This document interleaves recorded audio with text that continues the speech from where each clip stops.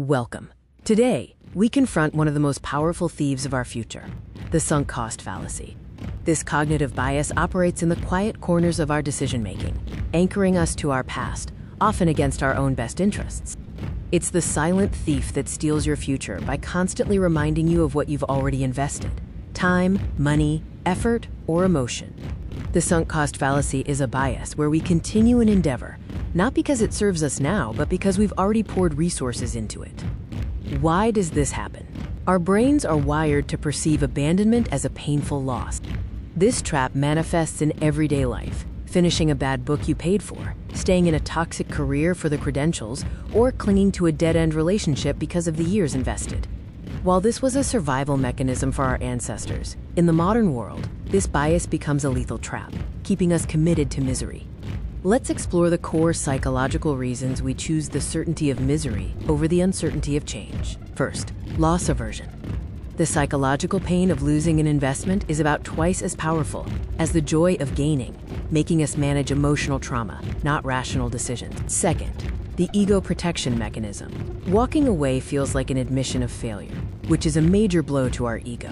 We stay, hoping the investment will eventually pay off. Finally, the completion bias. Humans crave closure, feeling an irrational urge to see a project through, regardless of whether the final result is still valuable.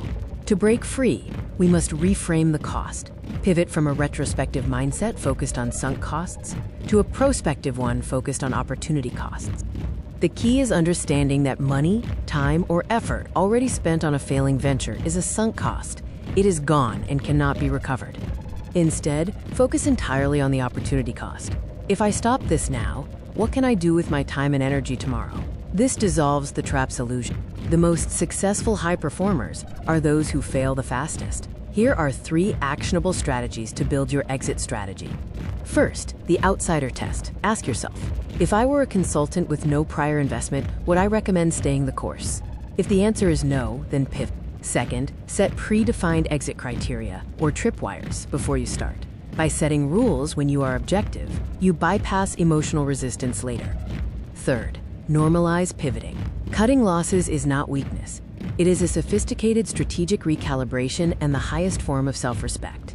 The deadly trap is not the failure itself. It is your refusal to accept the reality of the present.